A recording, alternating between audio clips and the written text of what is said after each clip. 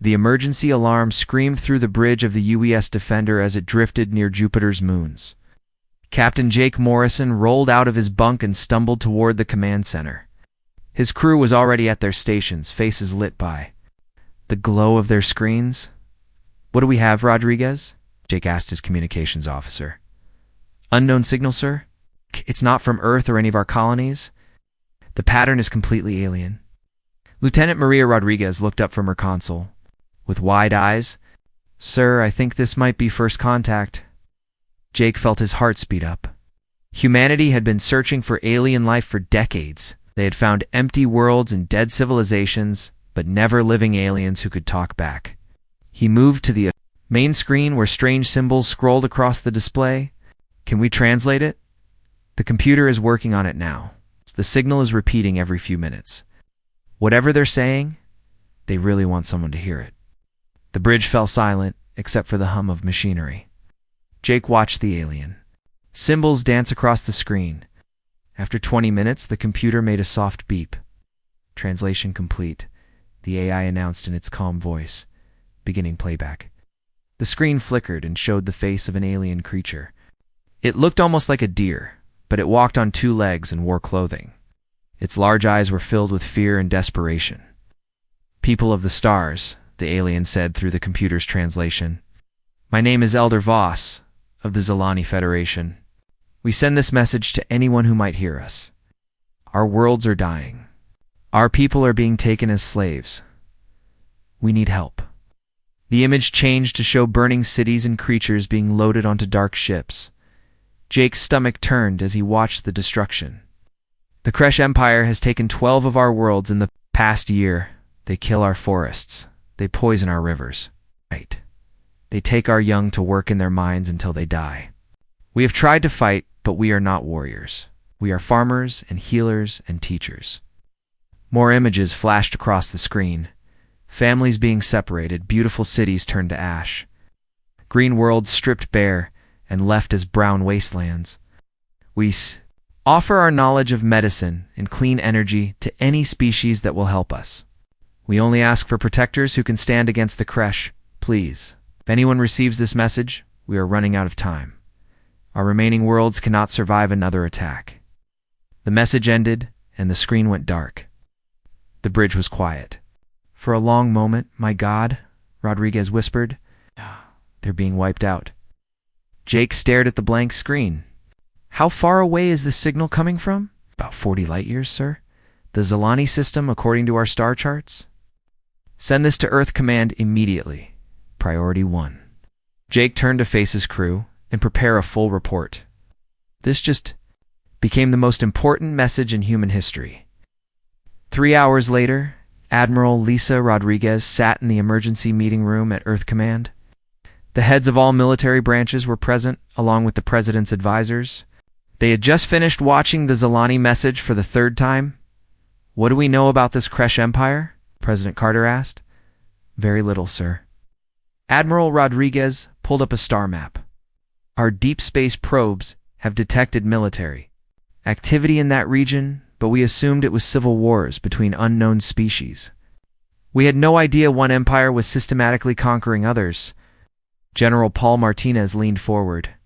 "The question is, what can we do about it? 40 light years is far, but not impossible. We could get ships there in about 6 months." "The real question," said Secretary of Defense Karen Williams, "is whether we should get involved. This could be internal alien politics. We might make enemies of both sides." President Carter was quiet for a moment, then replayed the section showing Zilani families being torn apart. "No, look at those images. This isn't politics. This is genocide. If we can help, we have to try." "What kind of help are we talking about?" Admiral Rodriguez asked. "The Zilani are asking for military protection, but they're offering technology that could advance our civilization by decades. A fair trade," the president decided. "What can we send?" General Martinez consulted his tablet. "The 5th Marine Expeditionary Force is available. 3,000 Marines with full equipment. The used Valkyrie can transport them and provide fire support." "Is that enough?" President Carter asked. "For a peacekeeping mission, it should be plenty." We don't know how big this Kresh Empire is, but 3,000 Marines can secure a planet and train local forces. Admiral Rodriguez nodded. The Valkyrie is our newest ship. Fast, well-armed, and designed for long-range operations. If we're making first contact, we want to show our best side. Make it happen, the President ordered. But I want this done carefully. Full diplomatic protocols. We're there to help, not to conquer. Meanwhile, in the Zilani system, Elder Voss stood in the Great Council chamber on the planet Harmony. Representatives from the surviving Zilani worlds filled the curved rows of seats. Their faces showed the strain of constant fear. The message has been sent to 47 different star systems, reported Speaker Kef. If there are any civilizations capable of faster-than-light travel, they should receive it within days. And if no one answers, asked Speaker Thrawn, from the agricultural world of Greenhaven, Elder. Voss looked out the great window at Harmony's capital city. Even here, on their most protected world, he could see the signs of war. Refugees crowded the streets. Military vehicles moved between buildings. Children no longer played in the parks. Then we evacuate as many as we can to the outer systems. And hope the Kresh lose interest, he said sadly. But I have hope. The universe is vast. Surely there are other species who value life over conquest. Speaker Kef touched her tablet and brought up tactical displays. Our scouts report Kresh movement near the Bright Star system. They'll likely attack there next. Help comes, it needs to come soon. How long can Bright Star hold out?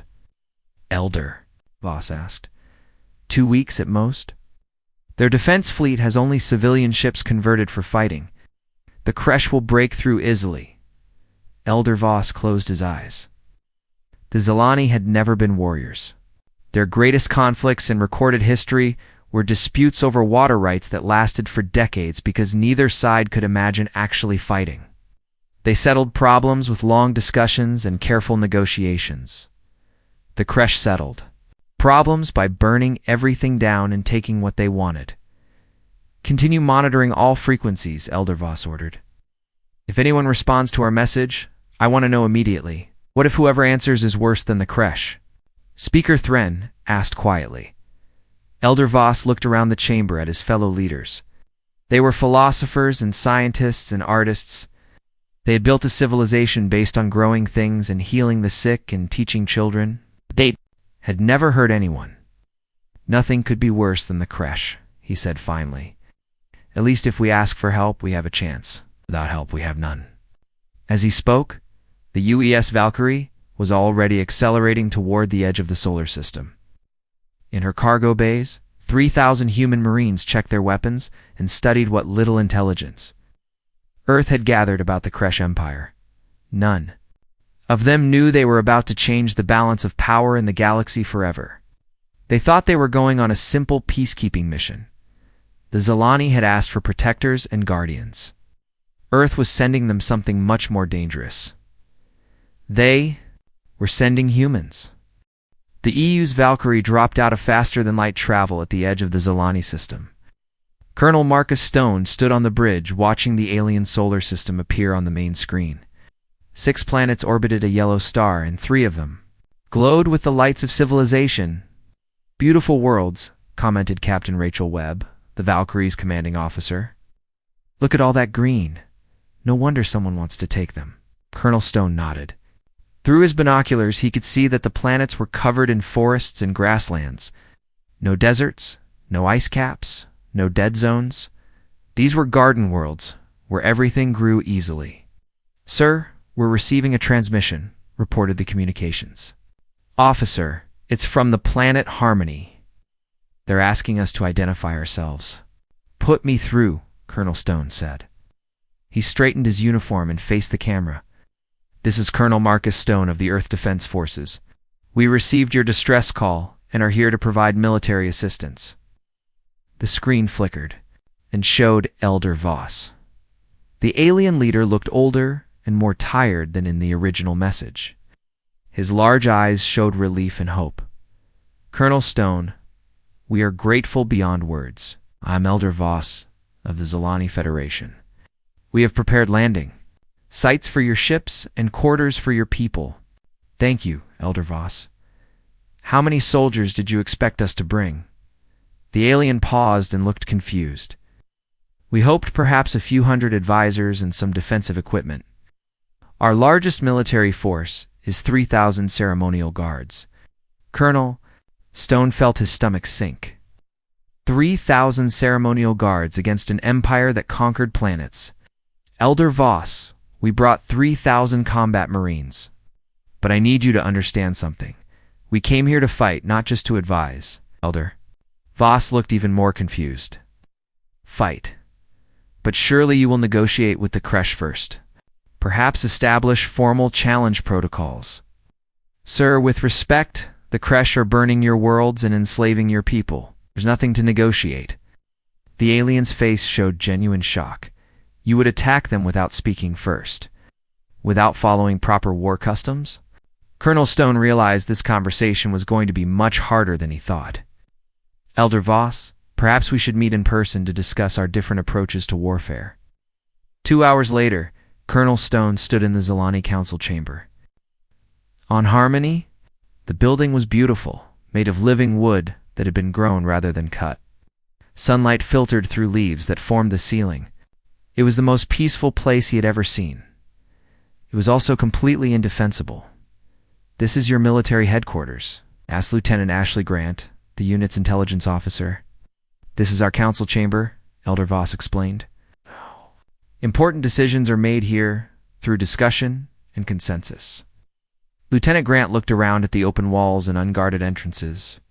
Where are your defensive positions? Your weapons storage? Your communication bunkers? We do not have such things, said Healer Kef, a younger Zilani, who served as their military liaison. Why would we need bunkers? Fighting is done in the ritual arena according to ancient laws. Colonel Stone felt a growing sense of dread. Kef, can you explain how Zilani warfare works? Of course. When there is a dispute between worlds or groups, champions are selected. They meet in the arena and fight with energy staffs until one yields. The winner's people get what was disputed. It's very civilized. What if the loser doesn't accept the result? Lieutenant Grant asked. Healer Kef looked shocked. Not accept? But that would be dishonorable. No one would do such a thing. The Kresh do, Colonel Stone said gently. They don't follow your rules. But they must, Elder Voss insisted. All civilized beings follow the codes of war. Otherwise it would be chaos. Lieutenant Grant pulled out her tablet and showed satellite. Images of destroyed Zilani worlds. Elder Voss, this is what the Kresh think of your codes of war. The aliens stared at the images in silence. Finally, Elder Voss spoke in a whisper. They targeted the growing places. They burned the nurseries. Where our young learn, this is not warfare. This is madness. This is what we're here to stop, Colonel Stone said. But we need to understand your capabilities. Can you show us your military forces? An hour later, they stood in what the Zilani called their war college. 300 young Zilani practiced. With energy staffs in a large grass field, their movements were graceful and precise, like a dance. These are our finest warriors, Healer Kef said proudly. Each has trained for years in the traditional forms. Sergeant Carlos Ruiz watched the display with growing concern. The aliens moved beautifully, but they telegraphed every attack. Their stances were formal and predictable. Worst of all, they stopped fighting the moment their opponent fell down. Healer Kef, Sergeant Ruiz said carefully, what happens if your enemy doesn't use an energy staff? Doesn't use a staff? But how would they fight? Sergeant Ruiz pulled out his sidearm and pointed it at a target 50 meters away. The weapon fired with a sharp crack. The target exploded. Every Zilani in the area fell to the ground and covered their heads. Some were crying. Others were making high-pitched, keening sounds. What have you done? Healer Kef gasped. The noise, the violence. How can you stand it? Sergeant Ruiz quickly holstered his weapon. I'm sorry. I didn't know you were sensitive. 2 loud sounds. All Zilani are sensitive to violence, Elder Voss said, helping his people stand up. Our brains are not made for such things.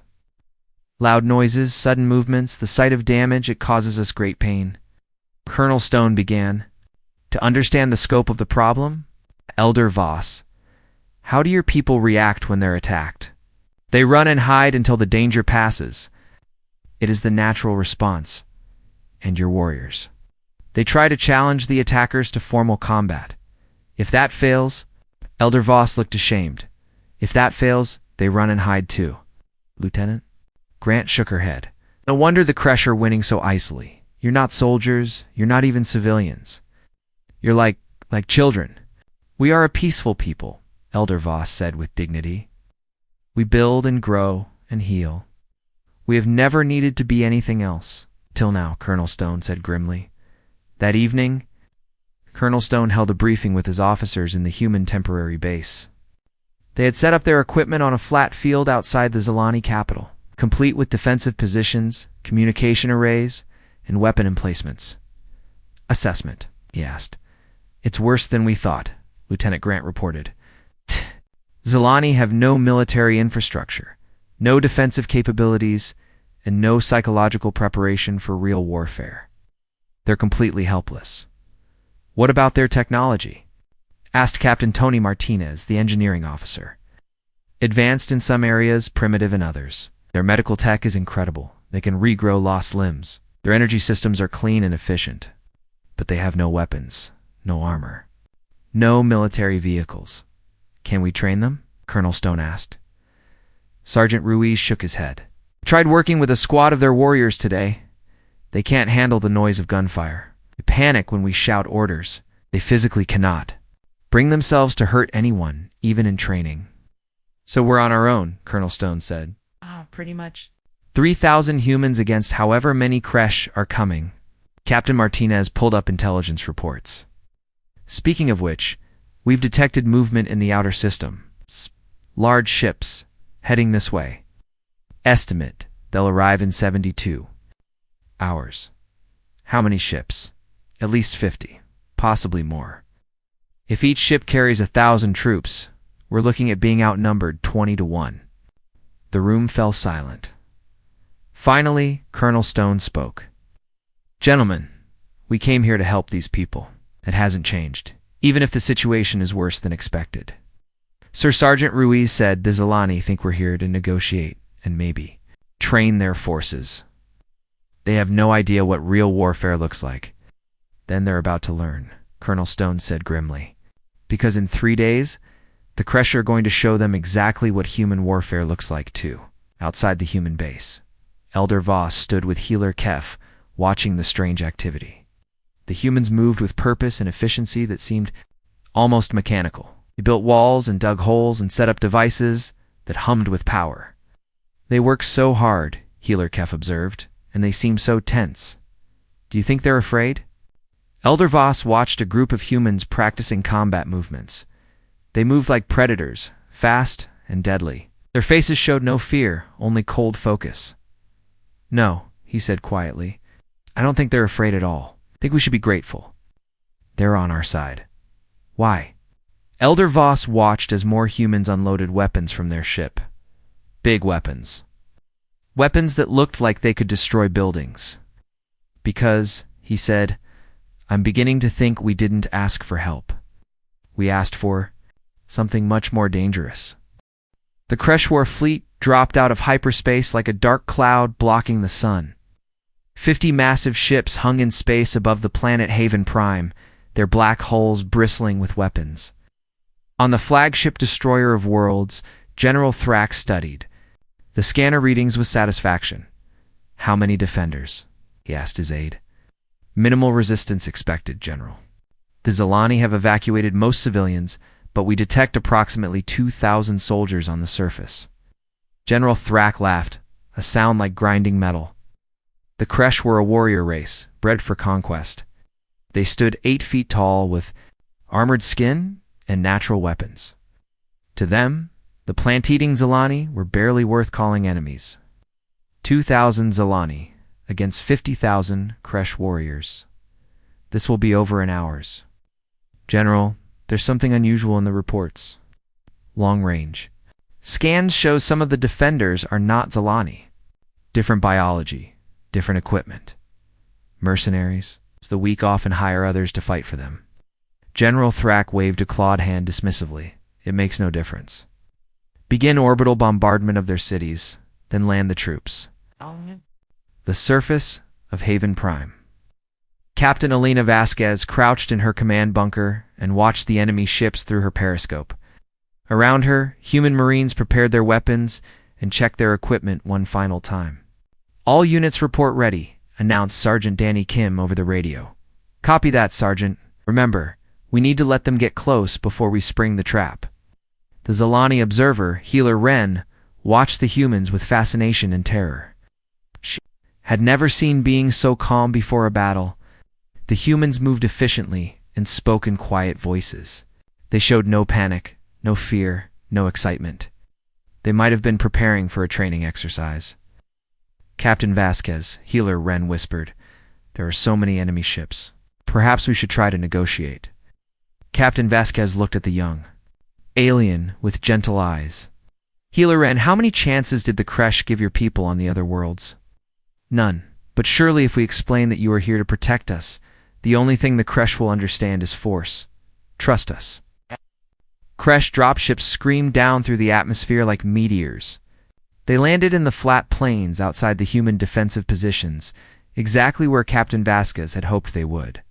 Thousands of Kresh warriors poured out of the ships, roaring their battle cries.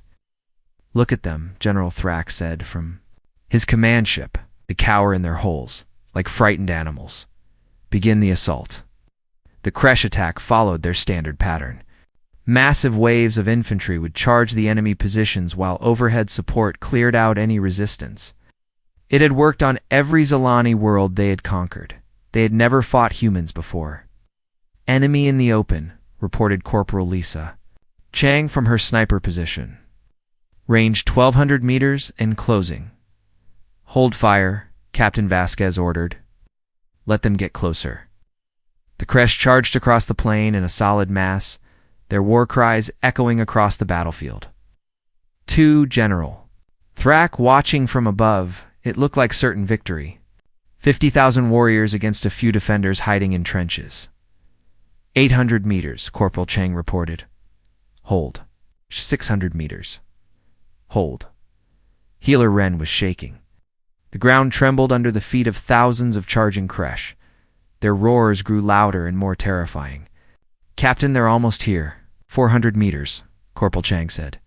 Captain Vasquez smiled coldly. "Light them up." The human defensive line erupted in fire and thunder. Machine guns opened up from concealed positions, cutting down Kresh. Warriors by the hundreds. Mortars dropped explosive shells into the packed formations. Sniper rifles picked off officers and heavy weapon crews. The Kresh charge stumbled and broke apart as warriors fell screaming. They had expected token resistance, followed by quick surrender. Instead, they ran into a wall of coordinated death. What is this? General Thrak snarled as he watched his forces get slaughtered. Where is this firepower coming from? The defenders are using projectile weapons, General. Multiple types, all firing at once. Our warriors are taking heavy casualties. Impossible. No species uses this many weapons at once. On the battlefield, Sergeant Danny Kim's squad demonstrated exactly why humans were different. While the Kresh expected linear combat between champions, the humans fought as a coordinated unit. Every Marine covered 2 others, every position supported 3 more. When Kresh warriors tried to charge one position, they got shot from 5 different directions. Reloading. Called Private Mike Cooper. "I've got you covered," replied Private Jenny Ross, immediately shifting her fire to cover his sector. It was like watching a deadly dance. The humans moved and fought with perfect teamwork. Each Marine, knowing exactly what every other Marine was doing, the Kresh had never seen anything like it. "Second wave, advance," General Thrak ordered. "Overwhelm them with numbers." More dropships landed and disgorged fresh troops. But the humans were ready for that too. Captain Vasquez had positioned her forces in 3 defensive lines. When the Kresh finally broke through the first line, they found another waiting for them. Then another. Fall back to position 2, Captain, Vasquez ordered calmly. Orderly withdrawal, covering fire. The humans pulled back without panic, each squad covering the others as they moved to new positions. The Kresh thought they were winning. They were walking deeper into Captain Vasquez's killing field. In the sky above, Lieutenant Commander Amy Foster led her squadron of human fighters against Kresh air support. The alien pilots expected traditional dogfighting between individual aircraft. Instead, the humans used coordinated tactics that turned the air battle into organized destruction. Fox 1, I've got 3 bogeys on your tail, radioed Lieutenant Sam Brooks. Roger, breaking left. Fox 2, you're clear for attack run. Copy. That, Fox 1. Missiles away. The Kresh pilots couldn't understand how the humans always seemed to know where they were and what they were doing. Human squadrons fought like wolf packs, sharing information and supporting each other in ways no other species had ever imagined. By the end of the first day, General Thrak's assault force was in full retreat. Of 50,000 Kresh warriors, fewer than 20,000 remained combat effective. The humans had lost 47 wounded and 12 killed. This is impossible, General Thrak raged. No species fights like this. General, perhaps we should withdraw and request reinforcements, suggested his aide. Withdraw? From a handful of primitives? Never. But deep down, General Thrak was beginning to understand that these were not primitives. The way they fought, the way they coordinated, the way they turned every Kresh advantage into a trap. This was not the work of a weak species. On the surface, Captain Vasquez stood in her command bunker and looked at the tactical display. The Kresh were regrouping for another attack, but their formations were scattered and demoralized. Status report, she requested. All units report minimal casualties. Ammunition at 60%.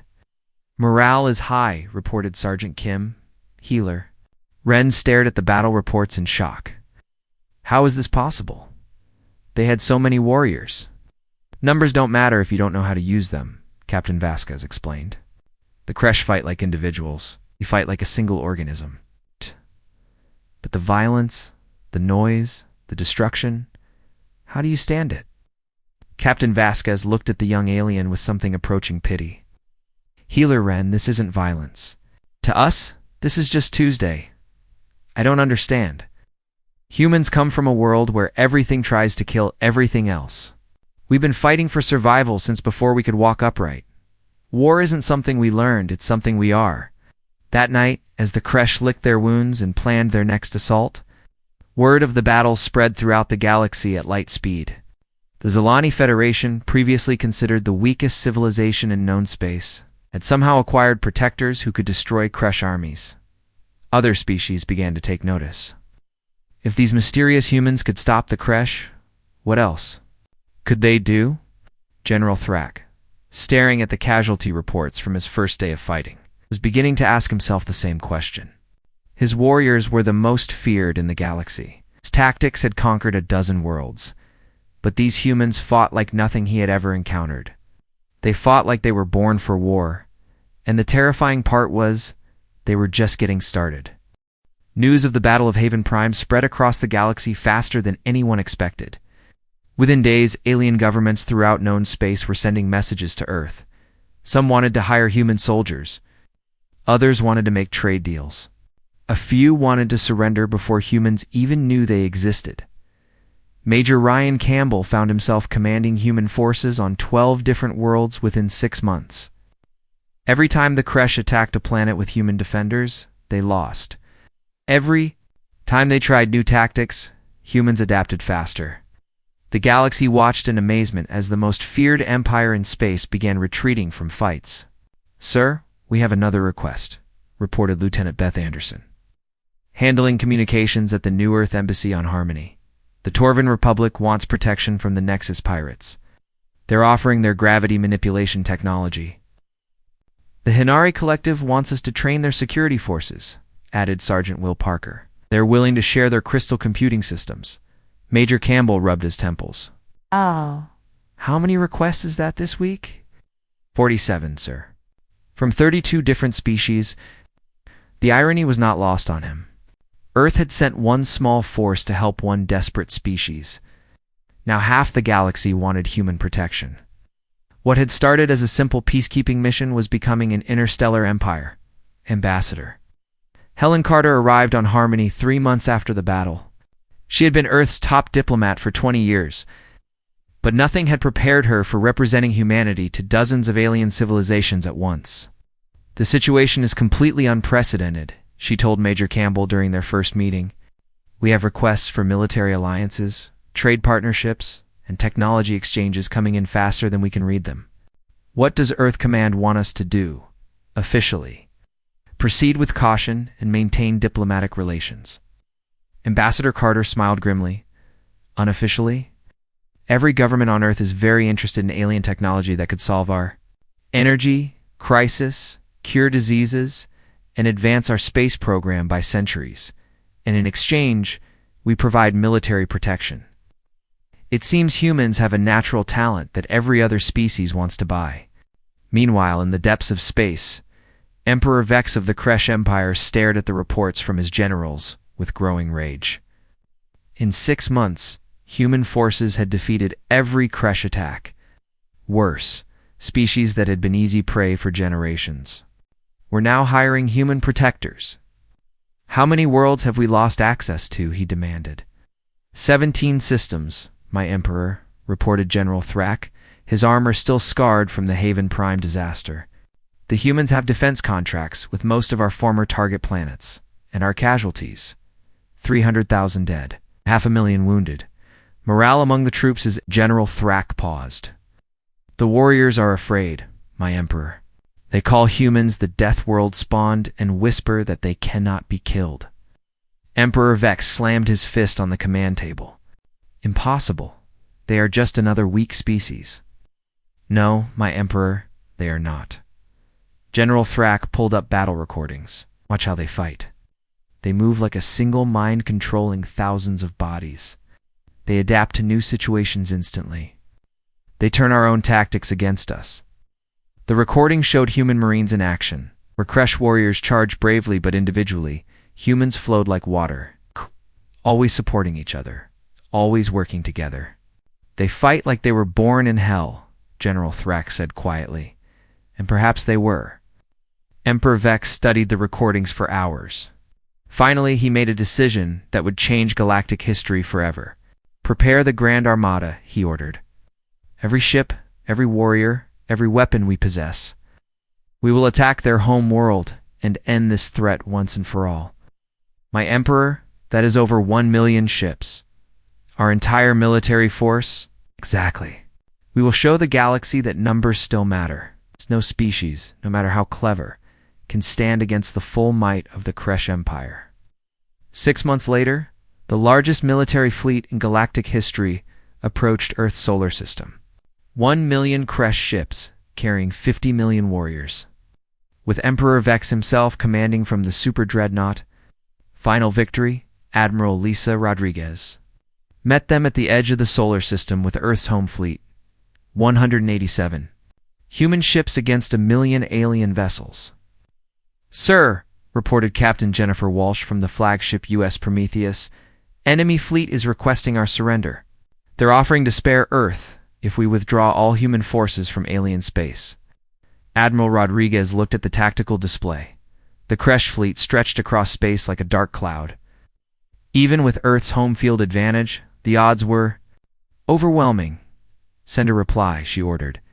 "Tell Emperor Vex that humanity doesn't negotiate with bullies, and if they attack—" Admiral Rodriguez smiled coldly. "Then they'll learn why Earth qualified as a death world long before we left it." The Battle of Sol lasted 18 hours. The Kresh expected their overwhelming numbers to crush human resistance through sheer volume of fire. They had learned nothing.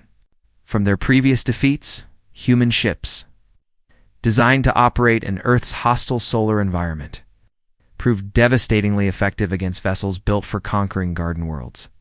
Earth's defense satellites, hidden throughout the asteroid belt, activated as the Kresh fleet advanced.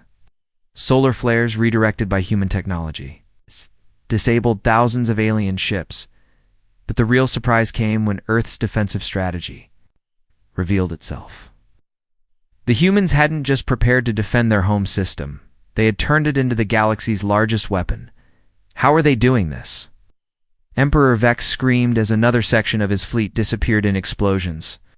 Where is this firepower coming from? The entire system is armed, my Emperor. Every asteroid, every moon, every piece of space debris. They've been preparing for this battle for decades. Captain Walsh watched the tactical display with satisfaction. Admiral, enemy fleet cohesion is breaking down. They're trying to retreat. Negative. Admiral Rodriguez ordered. Let them run, but make sure they understand the message. She opened a direct channel to Emperor Vex. Your empire is finished. Your fleets are destroyed. Surrender now, or we'll show you what happens when you threaten Earth. Of the 1,000,000 ships that attacked Earth, fewer than 50,000 limped away. Emperor Vex's mighty empire collapsed within weeks as subject species rebelled and former allies abandoned their treaties. The galaxy had learned a hard lesson. Humans were not just skilled warriors. They were apex predators from a world that had spent billions of years creating the perfect killing machines. 1 year later, Elder Voss stood in the same council chamber where he had first met Colonel Stone. But now, instead of a desperate plea for help, he was signing the charter for the Terran Protectorate. Human military bases operated on 47 worlds. Human trading posts facilitated commerce between species that had never trusted each other before. Do you ever regret sending that message? Asked Ambassador Carter. Elder Voss looked out at Harmony's capital, where Zilani and humans worked together on projects that neither species could have imagined alone.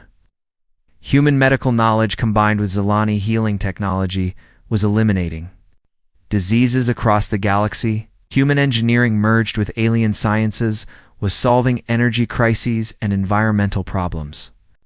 We asked for protectors, Elder Voss said thoughtfully. We received conquerors, but they are still the protectors we needed, even though we changed everything. Especially because you changed everything. Elder Voss gestured to the bustling city below. For the first time in our history, Zilani children sleep safely.